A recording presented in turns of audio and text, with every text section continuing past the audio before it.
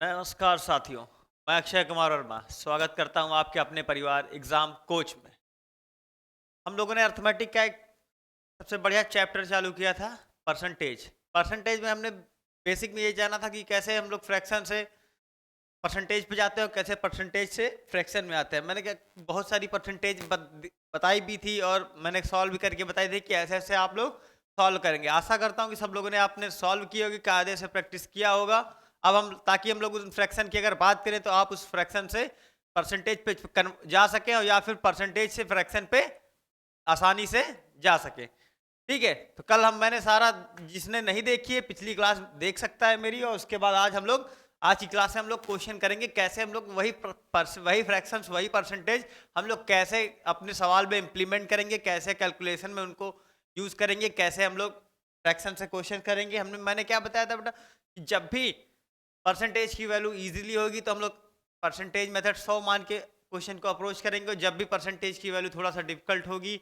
जैसे 57/4/7 या फिर और 33.5% और 322.22 ऐसी में फ्रैक्शन परसेंटेज आएंगे तो हम लोग फ्रैक्शन से जाएंगे। अदरवाइज ये जैसे ये दिया है 20%, 25%, 30%, तो हम लोग क्या है 100 मान के, जैसे जिस क्वेश्चन में जैसे हमें सुटेबल लगेगा कि जिस तरीके से आसानी से क्वेश्चन को सॉल्व किया जा सकता है, क्वेश्चन को अप्रोच किया जा सकता है, हम लोग उस क्वेश्चन पे उस तरीके से वहां पर बात करेंगे। ठीक है, तब हम लोग आज की क्लास का पहला क्वेश्चन देखेंगे। ठीक है,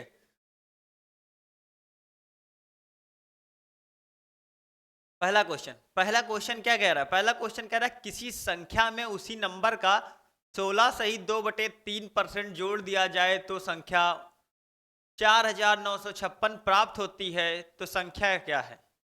मैंने क्या बताया था, जब भी फ्रैक्शन, अब इसमें क्या परसेंटेज की वैल्यू दी है 16 सही 2/3, यानी कि अगर हम इसको संख्या को अगर 100% मान ले तो उसकी 16 सही 2/3 निकालेंगे तो उसमें कैलकुलेशन बहुत ज्यादा हो जाएगी। ऐसे क्वेश्चन में हम लोग क्या करेंगे, मैंने क्या बताया था, जब भी फ्रैक्शन की वैल्यू परसेंटेज की वैल्यू थोड़ी सी दिक्कत होगी तो हम लोग किससे अप्रोच करेंगे?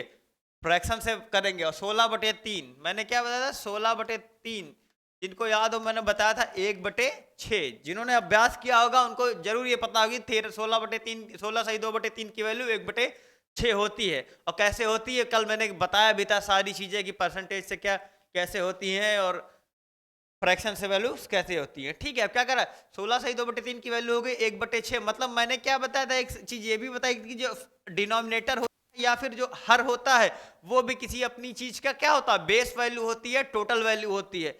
मतलब तो ये क्या हो गए, जैसे ये इस क्वेश्चन में क्या 6 है, ये बेस वैल्यू होगी या फिर टोटल होगी। मतलब जो मूल संख्या है वो क्या रही होगी, 6 रही होगी। और मूल संख्या अगर 6 रही होगी और उसमें कह रहा है अब 16 सही 2/3% जोड़ दिया जाता है, मतलब 16, 6 का 16 सही 2/3% क्या होगा, वो 1 होगा ना। तो 16 अगर 6 में 1 जोड़ दिया जाएगा तो कितना हो जाएगा, 7। और 7 की क्वेश्चन में वैल्यू दे रखी है कितनी, 4956।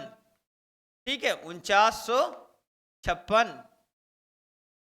ठीक है, प्राप्त होती है तो संख्या ज्ञात, अगर जैसे तो संख्या ज्ञात कीजिए तो मतलब 6 की वैल्यू पूछा है। संख्या क्या है हमारी 6 है ना, तो 1 की वैल्यू आ जाएगी क्या, 56/7/6। ठीक है, तो हम लोग क्या करेंगे, अगर ऑप्शन में देख से ऑप्शन से भी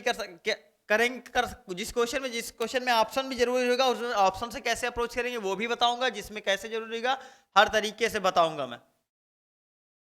ठीक है, ये आएगा और 6 से अगर इसको मल्टीप्लाई करेंगे तो 42/48। इस क्वेश्चन का ऑप्शन गलत दिए हुए हैं, इसमें क्या आएगा 42/48। ठीक है, ये इसका आंसर मैंने क्या बताया, जो भी परसेंटेज वैल्यू दी होगी और क्या है, जिस अगर बेस वैल्यू ये 6 है, अगर इसका 16 सही 2/3% निकाला जाएगा तो कितना आएगा, 1 आएगा। 16 सही 2/3 की मैंने वैल्यू क्या बताई, 1/6 होती है। 6 का 1/6 निकालेंगे तो वो अपने आप में 1 ही आएगा। तो मतलब जो न्यूमरेटर होगा, जो अंश होगा हमारा, उसी की वैल्यू दी होती है। अगर बेस वैल्यू का अगर उतना ही परसेंट निकाल लें तो जो अंश में वैल्यू दी होगी वही आएगी। तो मतलब 16 सही 2/3% था, तो हमने क्या निकाला, इसकी वैल्यू होती है 1/6। और 1/6 में जब एक जुड़ जाए, 6 में 1 जुड़ जाएगा, 7 7 की वैल्यू दे रखी है 4956। 49 56 की वैल्यू अगर दी है तो 6 की संख्या पूछिए तो हम लोग निकाल लेंगे, आएगा 42 48। ऐसे हम लोग हर टाइप के क्वेश्चन कोशिश करेंगे कि सारे से सारे टाइप जितने आसान से आसान हो सकते हैं और कठिन से कठिन हम लोग सारे देखेंगे, प्री मेन सारे सबके देखेंगे। ऐसे क्या होगा कि ज़्यादा पहले मैं 2-3 क्लास में क्या सारे टाइप पढ़ाऊंगा, फिर उसके बाद क्या कर मैं कम से कम 200 से 250 क्वेश्चन मैं आपको प्रैक्टिस कराऊंगा, और फिर उसमें जिस तरीके का जो टाइप होगा, किस पे ऑप्शन से अप्रोच किया जा सकता है, किस पे प्राइम नंबर से किया जा सकता है, किस पे फ्रैक्शन से जाया जाएगा, किस पे परसेंटेज है, सारी चीजें मैं आपको बताऊंगा, पूर्णतया पारंगत कर दूंगा। आप इससे एकदम निश्चिंत रहिए। तो अब अगले क्वेश्चन की हम लोग बात करेंगे। अगला क्वेश्चन क्या है? अगला क्वेश्चन है क्वेश्चन नंबर 3। क्वेश्चन नंबर 3 हमारी क्लास का आज, क्वेश्चन नंबर 2 है आज की हमारी क्लास का। किसी संख्या में 930 जोड़ दिया जाए तो वो अपने आप का 444 सही 4/9 हो जाता है, संख्या ज्ञात कीजिए। अब जो लोगों ने मेरी कल की क्लास देखी हुई है उन्हें तो पता है कि 44 सही 4/9 की वैल्यू कितनी होती है, और जिन्होंने नहीं देखा है फिर मैं कह रहा हूं कि आप जाके देख ले, ताकि पहली क्लास देखना बहुत जरूरी है, ताकि अब जब बड़ी बड़ी परसेंटेज वैल्यू आएंगे, बड़े बड़े फ्रैक्शन आएंगे, तो उनको कैसे एक दूसरे में कन्वर्ट करते हैं मैंने सब बताया था पहली क्लास में। ठीक है, तब देखेंगे 444 सही, जो मैंने क्या बताया था बेटा, जिस अगर 444 सही ना बटे तो हमें क्या है 400 की वैल्यू पता होती है, 400 की पता होती है, और 44 सही 4/9, ये क्या होता है 11 सही 1/9 होता है। इसी वैल्यू कितनी होती है 1/9, और 1 अगर इसको 4 से दोनों साइड मल्टीप्लाई कर दिया जाए तो 44 सही 4/9 मतलब 4/9 आता है। बस हमें इतना अभ्यास करना है कि अगर 444 सही 4/9 कहीं लिखा है तो हमें ये पता होना चाहिए कि ये किसकी वैल्यू है 4/9 की। ठीक है, तो इतना हमें ज्ञान अभ्यास होने के बाद इतना हमें अंदाजा लग जाना चाहिए। तो 400 की वैल्यू कितनी होती है 4, और इसकी कितनी 44 सही 4/9 की कितनी 4/9। अब इसका जब ऐड कर देंगे तो 9 चौक 36 4 40/9, तो मतलब वो आप इसका मतलब कितना आ गया 444 सही 4/9 की वैल्यू आ गई बेटा कितनी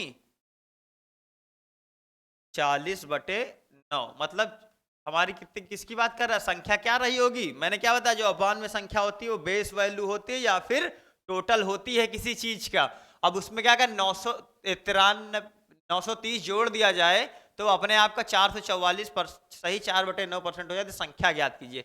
अब कितना जोड़ा गया है 9 में, 9 में कितना जोड़ा जाए कि 31 हो जाए, 31 की वैल्यू दी है 930, और जब यहां से निकालेंगे एक की वैल्यू आ जाएगी 3, 31 93, और 93 मतलब एक की वैल्यू है 30। तो अगर संख्या की बात की जाए 9 की तो ये क्या हो जाएगी 270।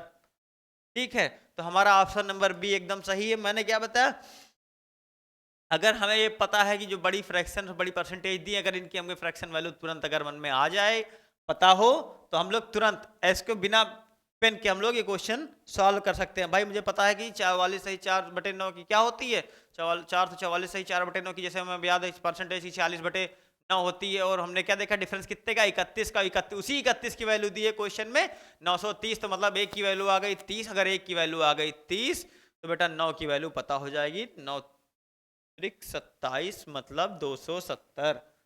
ठीक है, सबको समझ आ गया। ऐसे अभ्यास ज्यादा से ज्यादा क्वेश्चन का अभ्यास, मैंने क्या बताया पहले तो 3 क्लास में लगभग टाइप बता दूंगा, उसके बाद फिर 250 से 300 क्वेश्चन में अपनी क्लास में कराऊंगा, ताकि हर तरीके के जिसमें क्वेश्चन आए होंगे, ताकि आप हर तरीके की प्रैक्टिस कर सकें उस पर और आपको समझने में आसानी हो। ठीक है, चलिए चलते हैं फिर आज की क्लास के अगले क्वेश्चन। क्वेश्चन नंबर 3 क्या कह रहा है, किसी संख्या में 64 जोड़ने पर प्राप्त संख्या अपने आप का 157 सही 1/7 बन जाती है, संख्या ज्ञात कीजिए।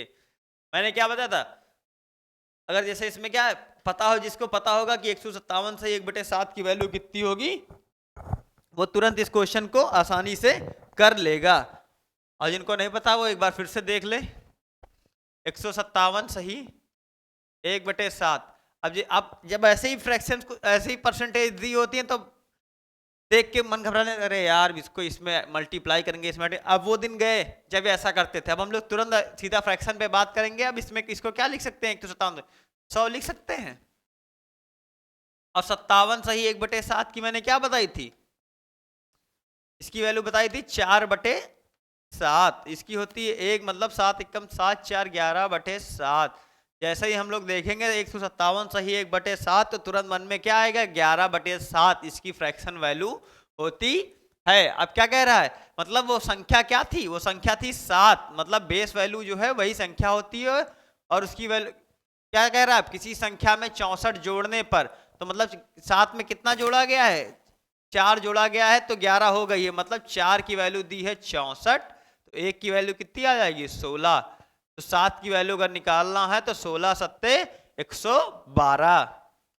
ठीक है, देखिए कम से कम 20 से 25 तक तो मिनिमम पहाड़े याद होने चाहिए, 30 तक स्क्वायर याद होने चाहिए, 20 तक क्यूब याद होने चाहिए, इतनी चीजें याद होनी चाहिए, पूरी कंपलसरी हैं अगर हमें कैलकुलेशन को इजी बनाना है। नहीं हम लोग ऐसे ही देखते रहेंगे कैसे क्या होता है। अब इसमें यूनिट डिजिट भी नहीं लगा सकते, क्योंकि 7 छक 42 लगाएंगे तो 2 आएगा यूनिट डिजिट, और यूनिट डिजिट भी इसमें 2 ऑप्शन में 2 है, 112 दे रखा है और 212 दे रखा है, तो हमें ये पता होना चाहिए कि 16 सत्ते 112 होता है। ठीक है, तो हम लोग अगले क्वेश्चन पे चलेंगे, देखेंगे क्या कह रहा है। देखो अब ये एक टाइप हो गया, मैं आशा करता हूँ कि इस टाइप की अगर क्वेश्चन आए कि हाँ इस संख्या को इतना बढ़ा, इसमें जोड़ दिया जाता है, इतना बढ़ाया जाता है, तो ऐसे क्वेश्चन अगर आएंगे तो आप उनको आसानी से कर लेंगे। बाकी मैं पीडीएफ अपलोड करा दूंगा, तो जिससे क्या होगा, आप आराम से उनको क्वेश्चन को ज्यादा से अधिक अभ्यास कर सकते हैं। ठीक है, अब क्या कह रहा है अगला क्वेश्चन हम लोग देखेंगे, दूसरी टाइप है आज की क्लास की, और हम लोग देखेंगे कैसे इसको सॉल्व करते हैं। ठीक है, अब क्या कह रहा है, आयत की लंबाई 37.5% या फिर 37 सही 1/2% बढ़ा दी जाए और चौड़ाई 20% कम कर दी जाए तो क्षेत्रफल में परिवर्तन ज्ञात कीजिए। ठीक है, तो सबसे पहले हमें आयत का जैसे क्षेत्रफल पता होता है कि लंबाई गुणे चौड़ाई होता है, लेकिन क्या कह रहा है, लंबाई में 37.5% इंक्रीज हो गया और चौड़ाई में 20% की कमी आ गई, तो क्षेत्रफल में प्रतिशत परिवर्तन पूछ रहा है। ठीक है, तो हम लोग देखेंगे क्या है, 37.5%, 37.5% की वैल्यू कितनी होती है, क्या पता है, 3/8। जिनको नहीं पता है तो 1/8 की वैल्यू कितनी थी, 12.5%, दोनों साइड 3 से गुणा कर देगा तो आ जाएगा 37.5%, तो मतलब 3/8 की वैल्यू हो जाएगी। ठीक है, अब क्या कह रहा है, मतलब जो लंबाई है वो 8 से बढ़ के कितनी हो गई, 8 से बढ़ के हो गई 8 से बढ़ के होगी 11, मतलब 8 में 3 जोड़ देंगे कितना आ जाएगा, 11। ठीक है, तो ये लंबाई है जो 8 से बढ़ के 11 हो गई, 20% कम कर दी जाती है। 20% का मतलब क्या है, 1/5, मतलब 5 से क्या हो गई, चौड़ाई हो गई 5 से 4। अब क्या होता है, लंबाई गुणे चौड़ाई होता है, तो पहले केस में क्षेत्रफल कितना हो जाएगा, 8×5 = 40, और दूसरे केस में 11×4 = 44, 11×4 = 44, मतलब पहले क्षेत्रफल 40 होता और अब आ रहा 44, तो मतलब अब इंक्रीमेंट तो हो रहा है, और कितने का इंक्रीमेंट हो रहा है, 4 का, और कितने पर हो रहा है, 40 पे, तो 1/10 की वैल्यू 1/10 की कितनी होती है, 10%। ये सारे परसेंटेज में दिए हुए हैं। ठीक है, तो 10% समझ आ गया ना, मैंने कहा जिसमें जितनी कमी कर दी जाए उसके बाद जो फार्मूला होता है हम लोग उस पर बात करेंगे, फिर उसके बाद सीधा हम लोग निकाल लेंगे। अब जैसे क्या 37.5% कह रहा है, 37.5% की वैल्यू होती है 3/8, 3/8 मतलब 8 से बढ़कर उसकी लंबाई कितनी हो गई, 11, और चौड़ाई कितनी हो गई, 20% कम, मतलब 5 से कितनी हो गई, 4। तो अब हम लंबाई गुणे चौड़ाई निकालेंगे, तो पहले केस में आ जाएगा 40 और दूसरे में आ जाएगा 44।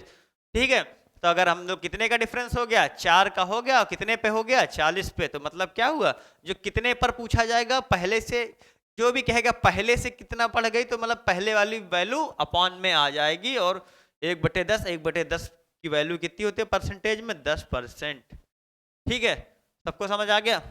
चलिए देखते हैं अगला क्वेश्चन। अगला क्वेश्चन क्या कह रहा है, एक वृत्त की त्रिज्या 33 सही 1/3% या फिर 33.33 भी इसको लिख सकते हैं। जब ऐसे ना दिया हो तो हमें सारी इसकी वैल्यू भी पता होनी चाहिए। इसको हम क्या लिख सकते हैं, 33.33%। जब परसेंट डेसिमल में दिया हो तो फिर दिक्कत ना हो। कम कर दी जाए तो उसके क्षेत्रफल में परिवर्तन ज्ञात कीजिए। वृत्त का क्षेत्रफल होता है πr²। क्या होता है, πr² होता है वृत्त का क्षेत्रफल, और मतलब जहां पर पाई होता है कांस्टेंट, मतलब पाई पे कोई वेरिएशन नहीं होगा। तो हम लोग किसकी बात करेंगे, सिर्फ और सिर्फ त्रिज्या की बात करेंगे, और वो भी कितनी कम हो रही है। 33 सही 1/3%। 33 सही 1/3 की वैल्यू कितनी होती है? 1/3। मतलब अगर पहले त्रिज्या 3 थी तो अब कितनी घट के बच गई? 1। 3 में 1 की कमी हुई, कितनी हुई? 2 बच गई। ठीक है, ये R1 हो गई, ये R2 हो गई। ठीक है, क्षेत्रफल निकालना है तो अब क्या बताया? पाई कांस्टेंट है, तो अगर आर स्क्वायर निकालेंगे तो ये हो जाएगा 9, ये हो जाएगा 4। डिफरेंस कितना है? पहले 9 आना चाहिए था, अब 4 आ गया। डिफरेंस कितना हो गया? 4 का। कितने पर हुआ? 9 पर। ठीक है, 9 पर आ गया डिफरेंस अपॉन 9 में। तो क्या 1/9 की वैल्यू कितनी बताई? तो 1/9 की वैल्यू होती है 11 सही 1/9। 5/9 की पूछ रहा है तो कितना हो गया? 55 सही 5/9। दोनों साइड हम लोग गुणा कर देंगे 5 का।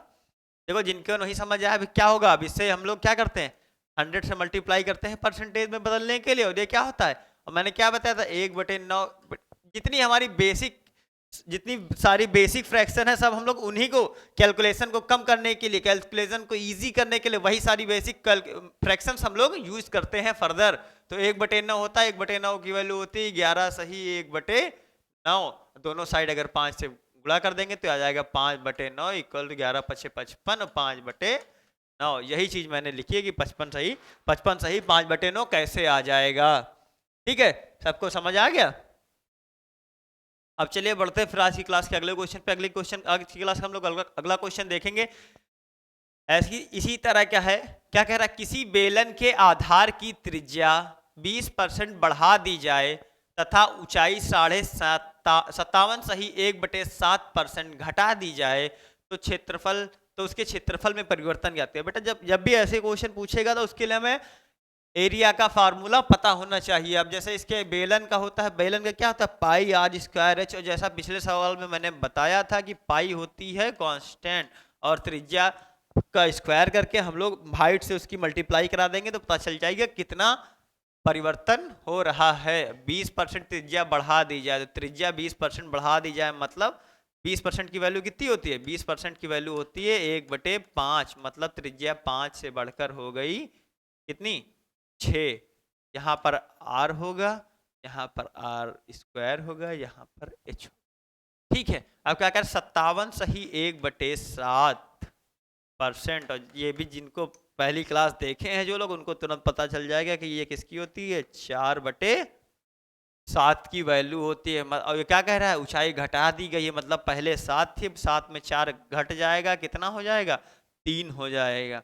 ठीक है, अब आर स्क्वायर निकालना है तो ये हो गया 25 और ये होगा कितना? 6 का स्क्वायर होता है 36। अब ठीक है, अब 25 सत्ते अगर हम लोग करेंगे, 25 सत्ते 175। ठीक है, और 36 हम लोग कैसे करते हैं भाई? 36 तिया निकालना, तो 36 का जैसे टेबल नहीं आता तो 3 तरह की 9 6 3 18 मतलब 108। 36 तिया 108। हम लोग ऐसे ही मतलब टुकड़ों में तोड़ के हम लोग कैलकुलेशन करेंगे, ताकि जिस जो हमें आता है हम लोग उसी पे कैलकुलेशन करेंगे। क्वेश्चन में चाहे जो दिया हो, लेकिन हम जो हमको आता है कैलकुलेशन हम उसको मान के करेंगे। ठीक है, अब क्या 175 और 108 में कितने का डिफरेंस हो गया? भाई 15 में से 8 जाएगा 7 आएगा। ठीक है, 16 में से 10 जाएगा कितना आएगा? 6। मतलब 67 का डिफरेंस आ गया। कितने पर आ गया? 175 पर। ठीक है, 67 का डिफरेंस आ गया कितने पर? 175 पर। उड़े 100। ठीक है, अब 100 को क्या? 100 को काटना भाई, 25 चौके 100, 25 सत्ते 175। ठीक है, 67 कटेगा? नहीं कटेगा। ठीक है, तो हम लोग क्या कहेंगे? इसको मल्टीप्लाई करा दो। 7 चौक 28 और 4 छंग 24, तो 24 बटे 7। अब 7 में देखेंगे क्या? इसको हम लोग देखेंगे भाई, अपॉन में हमारा 7 आ रहा है, ऑप्शन में क्या है? सिर्फ एक ही उसमें फ्रैक्शन में अपॉन में 7 है, तो हम लोग फर्जी इसकी गुणा भाग नहीं करेंगे। गुणा भाग से हम लोग जितना बचेंगे उतना ही ठीक रहेगा, कैलकुलेशन तभी इजी होती है। हमने देखा क्या? अपॉन में 7 आ गया तो हमें तो इसकी भी मल्टीप्लाई करने की कोई जरूरत नहीं थी। हमने देखा क्या? अपॉन में 7 आ रहा है तो मतलब यही हमारी ऑप्शन सबसे करेक्ट होगा, क्योंकि दूसरे में अपॉन में 2 है, तीसरे में भी अपॉन में 2 है, तीसरे में अपॉन में 8 है। हम लोग बिना गुणा और बिना भाग के हम लोग कोशिश करेंगे कि अपना आंसर निकल जाए। ठीक है, ये कैसे करेंगे हम आगे आने वाली क्लासों में हम लोग सीखेंगे कैसे कैलकुलेशन को इजी करें। ठीक है, मैं आपको डिजिटल सम का कॉन्सेप्ट भी बताऊंगा, यूनिट डिजिट का भी बताऊंगा। जैसे जैसे आपकी कैलकुलेशन को इजी किया जा सकता है जिस भी तरह से, मैं सारी तरीके आपको बताऊंगा और सिखाऊंगा। ठीक है, तो ये क्वेश्चन सबको समझ आ गया। अब हम लोग अगला क्वेश्चन देखेंगे। अब ऐसा ही क्वेश्चन है, कह रहा है वर्ग की भुजा 40% बढ़ा दी जाए तो क्षेत्रफल में परिवर्तन ज्ञात कीजिए। क्या वर्ग की भुजा है 40% बढ़ा दी जाए तो क्षेत्रफल में परिवर्तन पूछ रहा है। मतलब और वर्ग का सबसे पहले मैंने क्या बताया, जिसका क्या होता है वर्ग की बात कर रहे हैं, जिसकी बात करेगा उसका अगर क्षेत्रफल पूछा जाएगा तो उसका फॉर्मूला आपको याद होना चाहिए। और 40% की वैल्यू क्या होती है, 2/5। 20% की होती थी 1/5, तो 40% की दोनों तरफ गुणा कर देंगे तो आ जाएगी 2/5। बढ़ा दी जाए मतलब 5 से कर दी जाए कितनी, 7। और क्या कह रहा है, क्षेत्रफल क्या होता है इसका, साइड स्क्वायर। ठीक है, ये हो जाएगा 25 और ये हो जाएगा कितना, 7×7 = 49। इस 7 का स्क्वायर 49 होता है। डिफरेंस कितने का है, 24/25। 24/25 गुणे 100। ठीक है, 25 चौक 100, 24 चौके 96। तो मतलब 96% का इंक्रीमेंट हो जाएगा अगर वर्ग की भुजा 40% इंक्रीज कर दी जाए। ठीक है, सबको समझ आ गया ना। मैंने क्या भुजा इसका भाई वैसा ही टाइप का है कि अगर साइड दी है उसका पता है तो क्या होता है, स्क्वायर होता है, साइड का स्क्वायर इसका क्षेत्रफल होता है। तो क्या पहले 5 थी अब हो गई है 7, मतलब अब 25 था पहले क्षेत्रफल, अब कितना हो गया, अब एरिया हो गया 59। अगर 49 हो गया, डिफरेंस कितने का देखा हम लोग को, 24 ने, 24 पे कितने का डिफरेंस, 25 पे। ठीक है, अपॉन में 25, तो 25 चौके 100, 24 चौके 96। ठीक है, तो ऑप्शन नंबर बी एकदम सही हो जाएगा इस क्वेश्चन का। अब अगला क्वेश्चन हम लोग देखेंगे,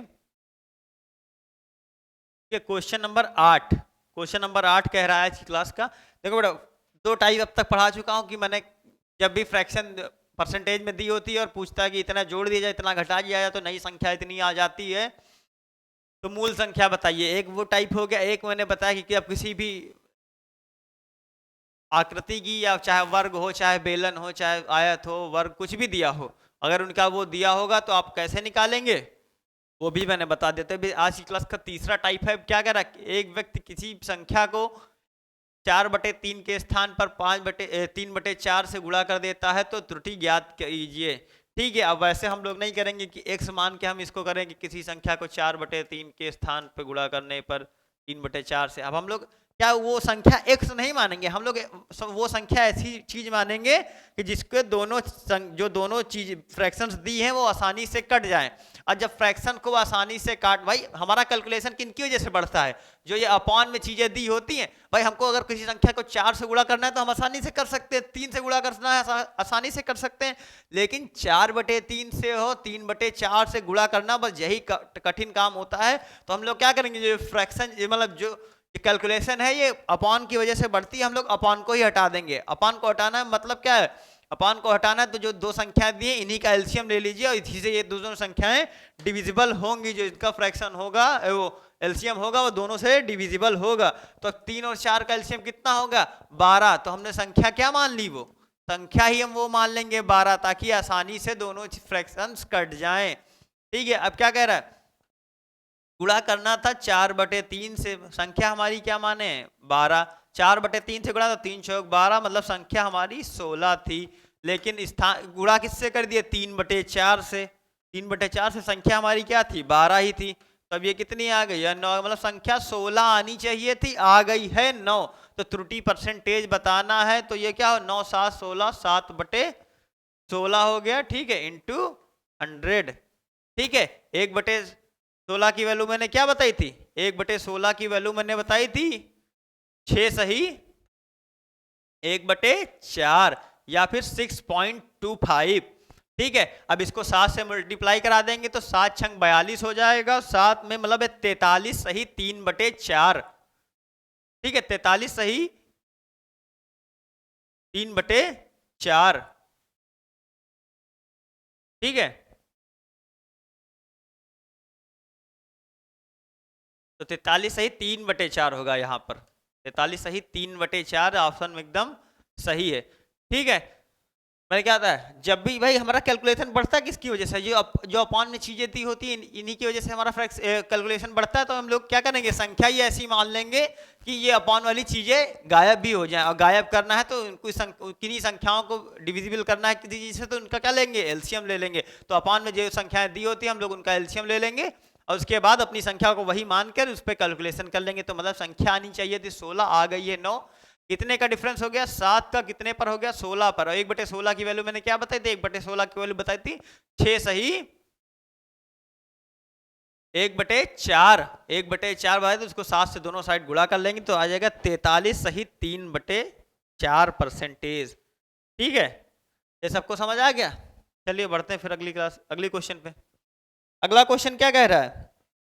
अगला क्वेश्चन कह रहा है एक व्यक्ति किसी संख्या को 2/5 के स्थान पर 5/2 से गुणा कर देता है तो त्रुटि प्रतिशत ज्ञात कीजिए। जैसा पहला सवाल बताया था, देखो देखो हर तरीके के भाई मैं क्वेश्चन टाइप बताने की कोशिश कर रहा हूँ कि उसके कम से कम 2 सवाल में, आप 2 से 3 सवाल आपको जरूर प्रैक्टिस करवा रहा हूँ, ताकि अगर आपको सीट में वो क्वेश्चन, वैसे क्वेश्चन सीट में या किसी जिस किताब का आप प्रेफरेंस लेके उसको एक्सरसाइज को कर रहे हैं, अगर उस पर करें तो वो आपको अगर दिखे तो आप आसानी से उस क्वेश्चन को सॉल्व कर सकें। ठीक है, अब क्या कह रहा है? 2/5 के स्थान पर 5/2 से गुणा कर देता है। तो मैंने क्या होता है, इन्हीं अपॉन की वजह से हमारा वो बढ़ती है कैलकुलेशन, तो ये हम लोग अपॉन में ही गैप करेंगे। 5 और 2 का एलसीएम कितना हो जाएगा? 10। तो संख्या हम लोग कितनी मान लेंगे? अब एलसीएम निकालना तो बताना नहीं पड़ेगा ना कि 5 और 2 का एलसीएम कितना होता है। ठीक है, 2 संख्या मान ली 10, 2/5 से गुणा करना था इसको, संख्या को अपनी, तो 2 मतलब पहले संख्या आनी चाहिए थी 4, हमारी जो मूल संख्या आनी चाहिए थी 4। अब लेकिन आ कितनी गई है? 5/2 से गुणा कर दिया है किसको? 10 से, तो आ कितनी गई है? आ गई है 25। ठीक है, आ गई मतलब संख्या आनी चाहिए थी 4, आ गई है 25। तो कितने का डिफरेंस हो गया? 21 का डिफरेंस हो गया कितने पर? 4 पर। ठीक है, इंटू 100। अब फिर ये हो गया 25। अब 25 को इससे मल्टीप्लाई करना तो कैसे करते हैं? 25 को अगर 2 बार करेंगे तो 25 दहन में 250, और 20 बार करेंगे तो आ जाएगा 500। 500 को 25 को एक बार और उसमें ऐड कर देंगे तो 525। ठीक है, 525। इसमें ऑप्शन गलत दिए हुए हैं। ठीक है, 525% बढ़ जाएगा। ठीक है, अगला सवाल देखेंगे हम लोग। अब क्या, वैसे 2 टाइप हो गए, अब ये तीसरा टाइप, आज की क्लास का चौथा टाइप हम लोग देखेंगे। अब क्या कह रहा है? राम मोहन से 25% अधिक धन कमाता है तो मोहन राम से कितने प्रतिशत कम धन कमाता है। ठीक है, अब ऐसे दिया था कि x y से 45% ज्यादा है तो y x से कितना परसेंट कम है। ऐसे क्वेश्चन आपको जरूर देखने को मिलेंगे प्री में। ठीक है, इसमें क्या करना होता है? कुछ नहीं कहना भाई, 25% अधिक दिया है, 25% इसको भाई 25% दिया है तो हम लोग परसेंटेज से भी अप्रोच कर सकते हैं, फ्रैक्शन से भी अप्रोच कर सकते हैं। 25% दिया तो 25% की फ्रैक्शन वैल्यू कितनी होती है? 4। तो मतलब कौन राम मोहन से अधिक कमा रहा है, तो मतलब ये राम हो गए और ये मोहन हो गए। राम अगर 4 कमाता है तो 4 पे 1 अधिक कमाएगा कौन? मोहन। राम मोहन से अधिक कमाता है। ठीक है, तो मोहन कम कमाएगा, राम ज्यादा कमाएगा। तो अगर मोहन 4 कमाएगा तो राम कितना कमाएगा? 5।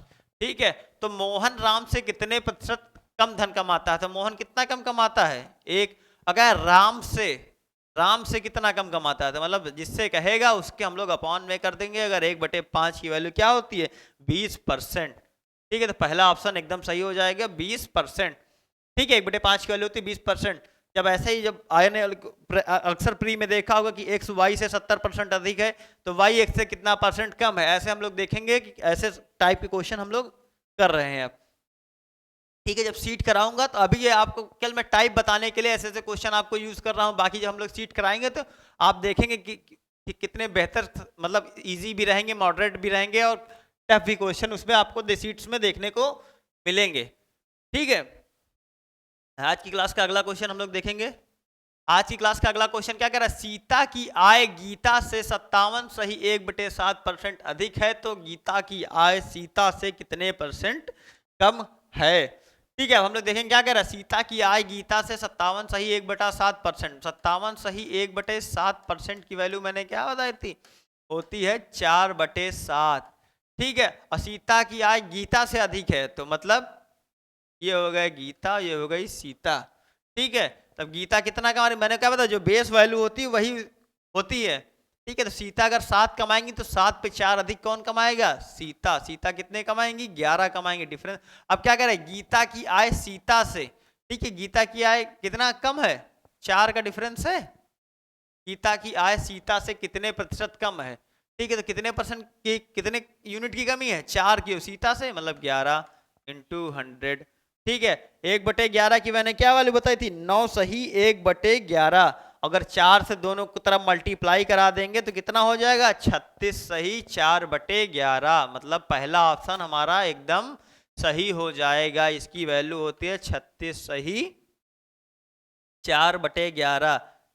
कुछ नहीं करना है, बस मैंने क्या बताया था, 1/9 कितना होता है? 11 सही 1/9 होता है। इसको दोनों साइड 4 से अगर मल्टीप्लाई करा देंगे तो ठीक है, ये इधर तो हो जाएगा 4/9, इधर क्या हो? 11 चौक 44, 4 एक कम 4/9, 44 सही 4, 36 है 11 नहीं, एक सेकंड क्या, एक सही 11 है ना बेटा? यहाँ देखो गड़बड़ हो गया। 1/11 की वैल्यू कितनी होती है? 9 सही 1/11। दोनों साइड करेंगे तो 4/11। यहाँ 4/11 की वैल्यू पूछी थी मैंने, क्या 4/9 की निकाल दी थी। तो 9 चौक 36 और 4/11, 36 सही 4/11 परसेंटेज। मतलब ऑप्शन नंबर 1 एकदम सही आ गया। ठीक है, मैं फिर कहता हूँ, आप पहली क्लास देख के इतना ज़्यादा हम लोग फ्रैक्शन का अभ्यास कर चुके होंगे, ताकि अगर ये सब निकालना हमें ना पड़े, क्वेश्चन में हम लोग देखेंगे और तुरंत अपना फ्रैक्शन उसकी हमें पता होनी चाहिए। ठीक है, आज की क्लास का अगला क्वेश्चन देखेंगे। आज की क्लास का है क्वेश्चन नंबर 12। यदि एक भिन्न के अंश में 200% और हर में 350% की वृद्धि करें तो परिणामी भिन्न 5/11 हो जाती है, तो मूल भिन्न ज्ञात कीजिए। ठीक है, अब देखिए मैंने क्या बताया था, अब जैसे इसका जैसे बेसिक से करना तो क्या भाई, अंश को हम लोग क्या मान लेते हैं? x। जैसे हम लोग पहले करते थे, एक अंश में क्या, एक अंश को क्या मान लिया? x, और इसमें क्या मान लिया? y, हर को। ठीक है, अब क्या कह रहा है? अंश में 200% की वृद्धि कर दी जाए। ठीक है, अंश में x का 200% वृद्धि कर दी भाई, ऐड कर दिया। ठीक है, अब क्या कह रहा है? अब हर में क्या 350% की वृद्धि कर दे, प्लस 350% x का। ठीक है, कितनी भिन्न बन जाती है? 5/12, 5/12। ठीक है, तब क्या होगा? x का 200% निकालेंगे तो कितने परसेंट हटाएगा? 2 जीरो चले जाएंगे। ठीक है, और ये यहाँ पर क्या होगा? 3.5 आ जाएगा। तो अब इधर कितना, अच्छा यहाँ y है। ठीक है, अब ये क्या, ये आ गया 2x, यहाँ से आया और x बाहर से है तो कितना हो गया? ये हो गया 3x। ठीक है, नीचे कितना हुआ? ये इंटू है ना। ठीक है, ये हो गया 3.55 और बाहर कितना है? 4.55, बाहर में एक ऐड हो जाएगा। ठीक है, अभी कितना दिया हुआ है? 5/12। ठीक है, अब क्या हुआ? पॉइंट हटाएंगे तो यहाँ 10 आ जाएगा और ये 5 दूनी 10 हो जाएगा। ठीक है, तो अब ये क्या हो गया? इधर हो गया 12, इधर दिया है कितना? 3 दूनी 6, तो मतलब अपॉन में कितना आएगा? 12 छंग 72 आ जाएगा और ऊपर कितना हो जाएगा? ऊपर हो जाएगा 45।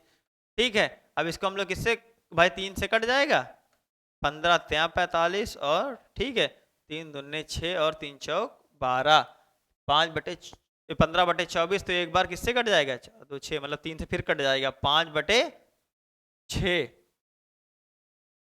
अच्छा 3/24। ठीक है, 5/8, 5/8 मतलब तो हमारी जो मूल भिन्न थी वो कितनी थी? 5/8। अगर हम लोग इसको x मान के